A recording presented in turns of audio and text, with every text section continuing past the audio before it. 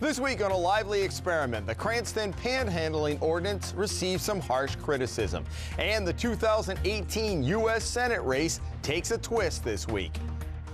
A Lively Experiment is generously underwritten by the Rhode Island Foundation, partnering with passionate Rhode Islanders to lead, transform, and inspire our state. Learn more at rhodeislandfoundation.org. John Hazenwhite's Lookout, educating Rhode Islanders about the most important issues facing the Ocean State today.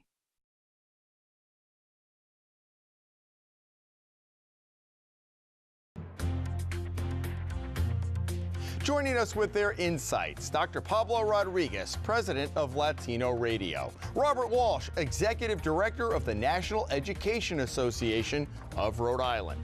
Donna Perry, public affairs officer for the Rhode Island CPA Society. And Pat Ford, chairman of the Rhode Island Libertarian Party. Welcome to A Lively Experiment. I'm Jim Hummel. Thank you for joining us this week.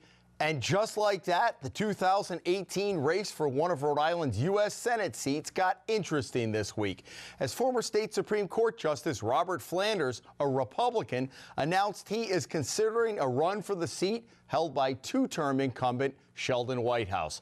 Flanders, in a statement, said, quote, "We need a climate change in Washington." So now we know Bob Flanders has a bit of a sense of humor. Donna, you know, everybody always says for these high-profile races, it's tough to get Republicans. If he is serious, this is the first step, but if he's serious, this would be quite a race. I think it's very exciting development in this. We do have an all-Democratic delegation, and I think someone of his stature, and it will take someone of his stature, you know, to challenge a sitting U.S. senator, but I think, you know, he made that joking comment about we need a climate change. I think that was an interesting line also because I think that Senator Whitehouse has vulnerabilities, not because he is a climate change champion, but I think he is viewed as pretty much a leading attack dog for the Senate Democrats. And I think he has built a reputation as being the most fiercely partisan on any issue, not just since Trump got in town, all through the Obama years against the Republicans. I mean, it would be, if they wanted to take a slam at the Republicans in Congress, you know, Senator Whitehouse is usually happy to do that. And I think in this environment, there is a sense from people, do you want someone that partisan who maybe isn't viewed as working towards solutions? You know, they're working at a little bit of bomb throwing. Did this surprise you? You heard any of this rumblings within your Republican circles? I had not heard that, but I think he's an enormously talented, qualified guy. I think things have to shake out. You know, someone else is looking at the race as well, and it's early. But I think he would be a very formidable candidate. I actually had heard that. In the small world of Rhode Island, Bob Flanders has been a friend of mine for 30 years. I ran into him on Monday, and I said, because he's my friend, I'd give him the compliment I'd give all my Republican friends. You're too smart to run for this office. So if he does decide after the expiration to run, I guess he's disproved he's too smart to run for the office. But joking aside, I do agree with Donna. He would be a very formidable candidate. I think that he would attract many more votes than the other Republican name in the race, Representative Nardolillo, because he cuts a little closer to the John Chafee Republican model than a more right-wing version, which I think is the way Representative Nardolillo is positioning himself. All that said, there's one very large trump card that Sheldon Whitehouse will play.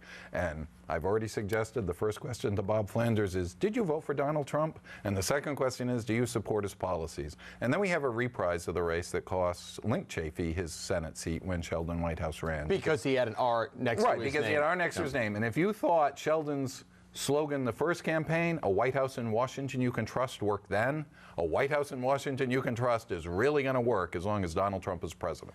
I would normally agree, but given Senator Whitehouse's failure to really follow through on his environmental promises, this is the gentleman who on a weekly basis preaches before the Senate, but at the same time has failed to give any sort of courageous stand against Invenergy. I don't think that the progressive Democrat who have arisen, if you will, in the last year or so are going to be as formidable in supporting him as some would think. On the other hand, and I have a great deal of admiration for Justice Flanders, I think of him really as a Renaissance kind of man. He has also got to swim through the turgid waters of the Republican Party. It wouldn't surprise me for the Republicans to shoot themselves in the foot and actually support Representative Nardolillo, despite the strength of Bob Flanders on basically a regional as well as a national level. You know, Pablo, the late great Senator John Chafee always said, and he was a moderate Republican, but he always said it's good to have somebody from the other party because in your congressional delegation, because ultimately Congress is going to swing. It's going to be Republican, it's going to be Democrat, and to have somebody in that party helps a lot. So that may be an argument that the justice puts forward. Oh, absolutely. The only problem is that let's assume that he gets elected or that he gets the nomination for the Republican Party here in Rhode Island. The Republican Party nationally is way to the right of Bob Flanders, and the Chafee Republicans, you know, the moderate liberal Republicans are an endangered species in the Republican Party. So it's hard for me to see how, you know, the Tea Party, you know, aggressive right-wing members of the Republican Party are going to be supporting Flanders. Just slightly to rebut that, though, I think in the U.S. Senate it's a little different from the House. They are different chambers. And I mean, you still have very visible people like John McCain and Lindsey Graham, and they are actively going toe-to-toe with Trump where they think they need to. So I think there is a mold for that kind of a more conventional, moderate Republican in the U.S. Senate anyway. You know, I agree that the U.S. House has become a different chamber. But, and I also would just like to add, I think for our own state and for the vote, when you're talking about a statewide race, it has a little more potential for a moderate Republican. You're not talking about that very confined, now very left-leaning first district, which is Cicilline's hold. You know, you're not talking about that. You're talking statewide, and in the election, we have to remember towns like Johnston, Coventry, down the line, they went for Trump. They stepped out of that Democratic column. So I would only for president, and that was probably a candidate-specific aberration. While they did that at the same time, many of those communities, Johnston being at the forefront, went heavily for the Democratic team at the local level, and that team is going to be working very hard for Sheldon Whitehouse. It was a personality thing, I think, with Trump, and you're right. But I would disagree that everyone was not just, oh, Hillary's a bad candidate. I mean, I think there is this appetite of let's go to someone new and things aren't getting done. And like I say, I think Whitehouse, in all due respect, he is an attack dog. He is the most partisan among the partisans in the U.S. The Senate. debates will be terrific. If Bob Flanders decides to run, the debates between Bob Flanders and Sheldon Whitehouse, although Pat has a point, it's possible that Representative Nardolillo wins a Republican primary. It's not a lot of voters that turn out in the Republican primary. The continued argument for closed primaries will be raised once again because Representative Nardolillo clearly has the support of the more interesting element of the Republican Party. Those are the activists. Those are the activists in the people who show up, the people who contribute. Absolutely. And that the other races on the ballot will determine where those independent voters who can vote in either primary will go. You could make the argument that the reason that Link Chafee beat Steve Laffey is a lot of folks who might have otherwise run in or voted in Democratic parties went over to the Republican primary in that particular year. So. Okay, we had changes in the state Senate this past week. Not only do we have a new Senate president, but he's making changes on his leadership team, shaking it up a little bit, a new majority leader, and he's changed some of the committee chairs. The interesting thing is Dominic Ruggerio has also put his support behind a new Pawsox Stadium. So let me go to the guy who we call 38 Stadium, who led the charge. We'll get to the changes in a minute, but I'm not sure how much this really means coming out of the Senate because it will be defined out of the House. And he hasn't said anything. He likes the concept, but the devil will be in the details on a new stadium if they give public subsidies on it. Right, and the dynamics here are going to be between Gina Raimondo and the Commerce Corporation and Mr. Ruggerio's support. There is such a profound loathing at this point amongst the populace for everything that Rhode Island government touches in terms of these pseudo-private public partnerships that I don't know how it's politically palatable going into an election year when they're still fighting over the car tax, when they're going to be fighting over Gina's plan for college education. I don't know how this gets any traction moving forward. I think they'll do a trial balloon. The interesting part is Gina's been able to backdoor all sorts of legislation to give her carte blanche at the Commerce Corporation, and whether or not she tries to do an end run that way by just, you know, using these laws to finance 38 Stadium, just do that. The people hate it. They don't want their tax dollars going to it. Not one shekel, baby. Not one shekel. Just off that topic, but with Ruggiero, I would say, you know, he came out of the box. He made, you know, a basic statement in saying, I want to do economic development and I want to do what's right for the business climate. And I would just say, as our organization is with the Business Coalition, there are some very specific bills. They were heard in Senate Labor this week, and they're similar over in House Labor, that are, once again, very anti-employer. And if he wants to send a message, but he certainly would have the ability to not let bills like certain bills around overtime pay for management level people that would make us very much an outlier in all of New England. There is also bills that were heard about Sunday and holiday pay and expanding the industries that have to get time and a half. There's a whole bunch of things. They cost employers a lot. The Business Coalition folks really don't want to see those things advance. You do know what Dominic Ruggerio's done for a living the last 30 years, right? Well, but the point is, he doesn't have to. I mean, the point is, you can't. I don't know which one of these people I want to argue with more. But the recent notion that was arisen out of the. But then the press has to. The press has to hold people accountable. As to which hat he's going to be wearing. Well, if you're going to let someone stand there and say, "Oh, I'm all for jobs," it's like, no, you continue to let employer killer bills advance. Well, let Gina get away with that. Hang on just a second, Pat. Go, jump in.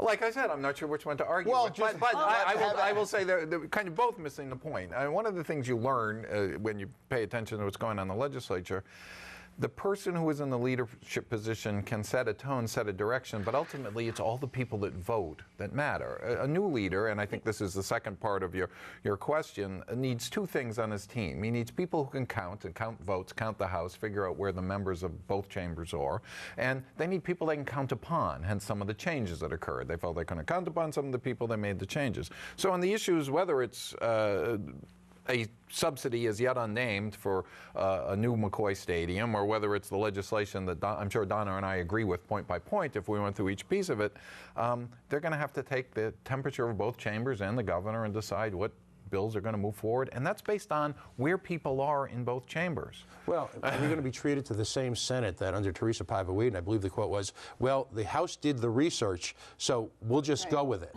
You know, or are we going to actually have an activist Senate president? One could argue that Dominic Ruggerio has been the Senate president for the last 10 years anyway. Listen, Bob is right in terms of needing people around you to be able to carry out any vision that you put up as president of the Senate. But Ruggerio has been, since 1981, he's been in the legislature. So if anybody knows how to count votes and how to cajole people into voting his way, it's Ruggerio. I mean, he really is well connected with labor, well connected with the members of the body. So I think it's going to be a powerful force. Isn't the larger issue, though, is there going to be a sea change or a big change from going from Paiva-Wade over to Ruggerio? And you seem to think, well, he's been kind of working behind the scenes already. I think so. Anyway. I really do. I don't expect many changes. The Senate works. You know, they have a set of processes and procedures in place. I don't expect They've only overturned one budget in the 25 years that I've been living here, and each of these budgets has been failed exercises in government bloat. I don't know if that's working. I think it's too bad they already sidelined Dan DuPont, who people thought was a very, capable person at the head of Senate Finance, and, they moved him off that, and you're about to get rid of the budget. That's his prerogative. You can count upon. That's their prerogative. That is the way this particular system is set up. And I think they were very transparent about the reasons behind it. But all I'm saying is, I chose a majority leader. You tested the waters beyond what the point in time that folks up there thought was reasonable, and he made a change. But all I'm saying, everyone was aware of what the rules were. So I thought Chairman DuPont was fine. I think Last word, Donna. Jump in. I mean, if we're just going to all laugh and say that's the way they've done it for 30 years. No, we're not going to laugh. We're going to say, no. We're not going to laugh. We're going to talk about how it works. Now, that you might feel that's bad for the clients for whom you are lobbying, or better for the clients for whom you're lobbying. I think there's a lot of businesses who... All right, we got to move on because we have a lot to cover. The issue of panhandling, certainly not a new one, but it took on a new twist this week as there were protesters in Cranston. They've passed an ordinance there that the mayor says specifically aimed at public safety. Our senior producer, Kim Keogh, sat down with Mayor Alan Fung to get a little bit more on what his ordinance is aimed at, and we will talk about whether it's going to survive a court challenge. Here's some of her interview. we did take a careful, methodical approach because it is about, number one, public safety, not only for the individuals entering the roadways, but also the drivers and their passengers in their motor vehicles, because we've seen the dangers of distracted driving. I've personally witnessed where cars stop short.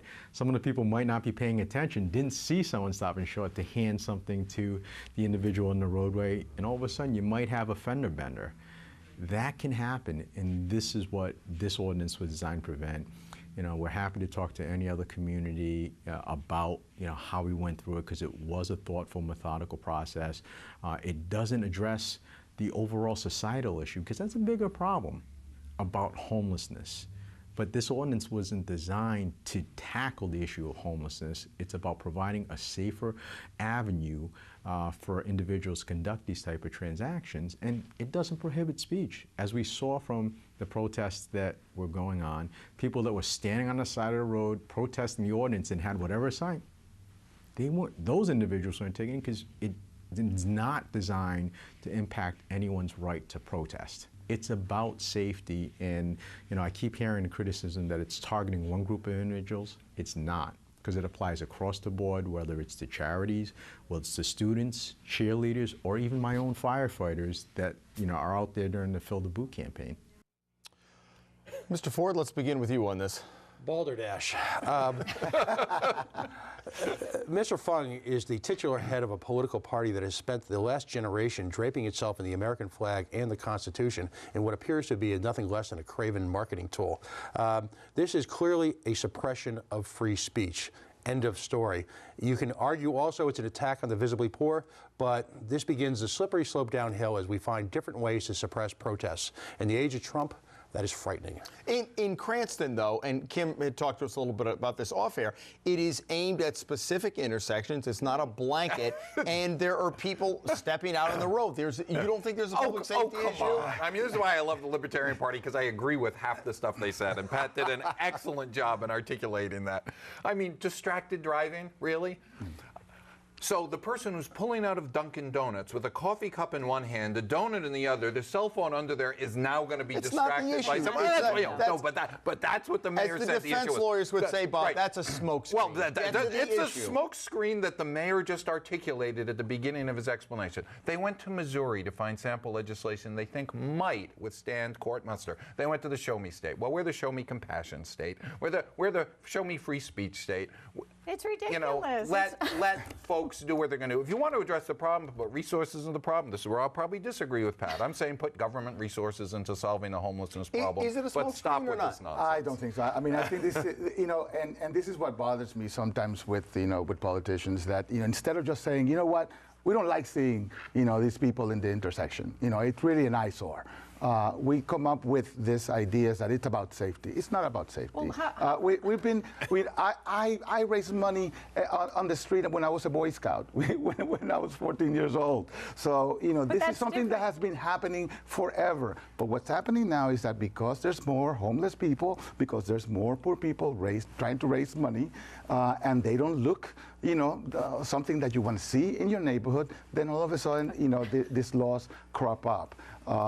Let's find a way for people not to have to do this. Right, well, but I think it is completely dishonest to say Rhode Island does not have a very big effort to, if someone is truly homeless, if they have a drug problem. I mean, that's really not the story. If someone has a heroin problem and they are standing in a median, and I've seen them, and they're about to fall into the gutter, is that compassion? I know the ACLU has lots of big business out of these kind of issues. They're very visible. They go to the courts. A lot of the federal judges, you know, they might as well be on the payroll of the ACLU, and they're knocking some of these panhandling ordinances down.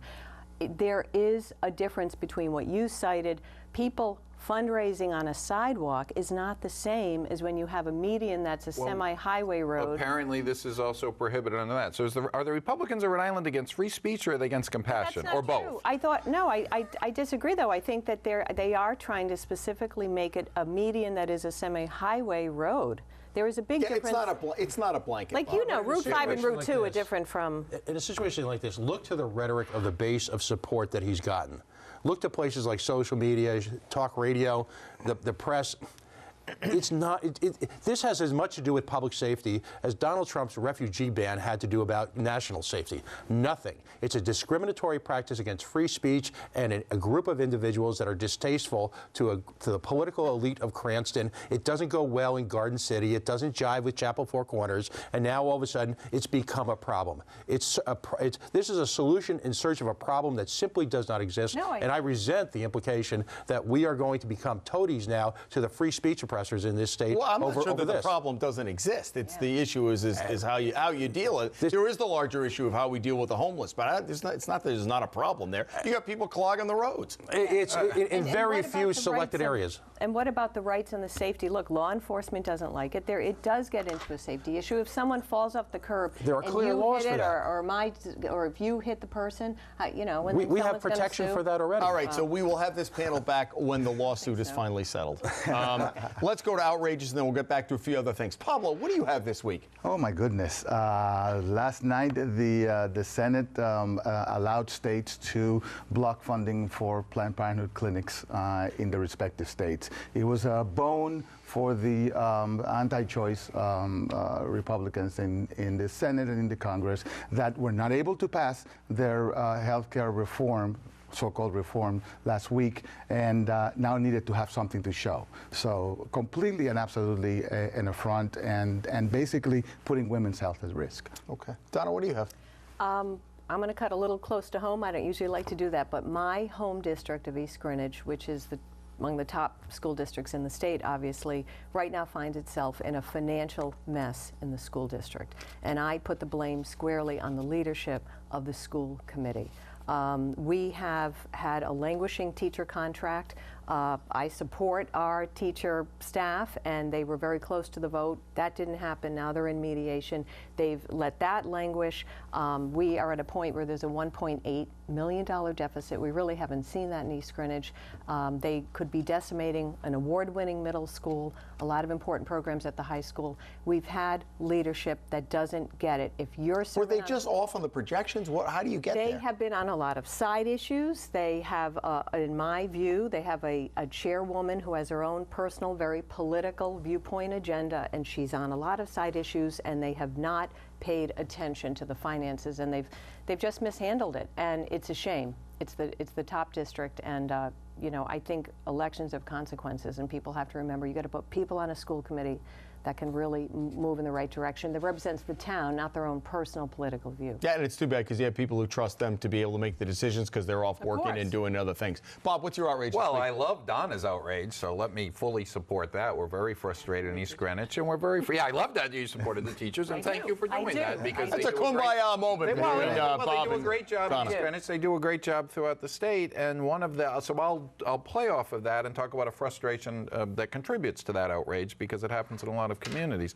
We still haven't figured out the health care issue in the state for state municipal employees, including teachers. I mean, we've got different systems in place all across the board.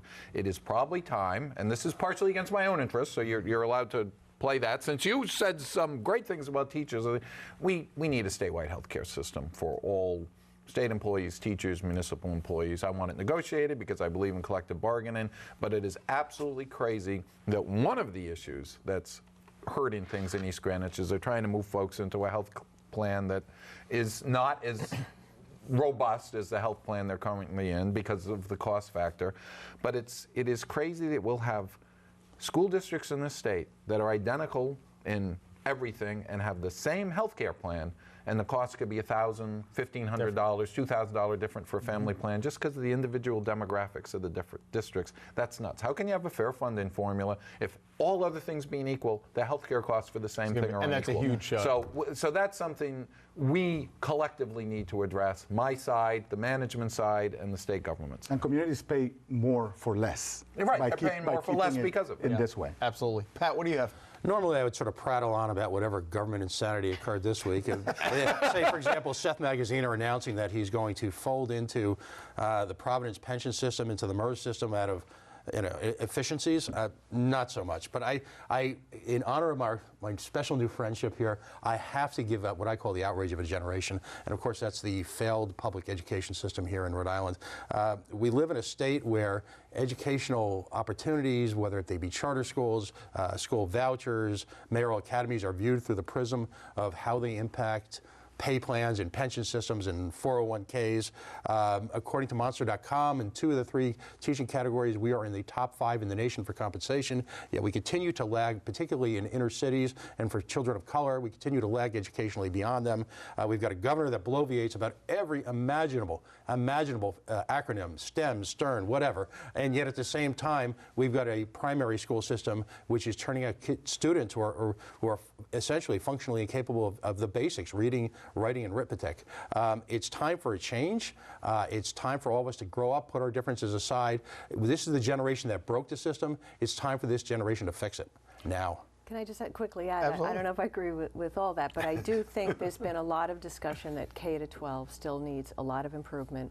Our organization recently, politely, but we went on record opposed to the college tuition plan, because I think they still have, and our members feel there still needs a lot of work to do at K-12, and it's we can't afford the most ambitious college scholarship plan that's out there. And that dovetails into what I wanted to talk. We just have a couple of minutes left. Late this week, sagging state revenues, that they're down 1.3% on what they thought it would be.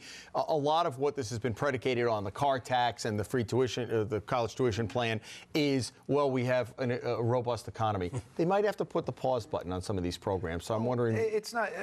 I think we talked on this show, among other venues. We knew those revenue estimate numbers a month ago. I don't know why it just became a headline this week. We were down about 27 million, and we'll see if that trend continues. The much bigger problem from a revenue estimating standpoint is what's going to happen in Washington with revenues. I mean, you can make up a $30 million problem in a $9 billion budget if you want to. But if we're taking a $600 million over 5-year Medicaid hit, or losing funding in so many other programs, people forget how many federal programs are feeding into Rhode Island. We've got hundreds of employees at the University of Rhode Island who depend on federal grants for their programs, whether it's oceanography research, whether it's cutting-edge research in other areas. That's federal dollars that come in that they're talking about cutting. I mean, when they talk about getting rid of the EPA, some of the EPA are dollars that come here. When they're talking about cutting health care, some of those dollars that come here and support workers, families, and direct offsets into our state budget. That's the big problem we're worried. We got about 30 seconds. Yeah, and I would just agree that then, in somewhat I would agree, but that's all the more reason right now, I think, that they have to be very careful of not creating a big new monster program, and you got to go in baby steps in what they're trying to do, whether it's the college plan or et cetera. I mean, you just don't know what's coming down the pike right now. Yeah, that is the big unknown. It's going to be very interesting to see at the end of the session when the budget finally shakes out. That is all the time we have. We appreciate you joining us, Pablo and Bob and Donna and Pat. If nothing, it was lively, and we appreciate your coming here. Yeah, exactly. I think that's what it is. Come back here next week when that lively experiment will continue. Have a great weekend, everybody.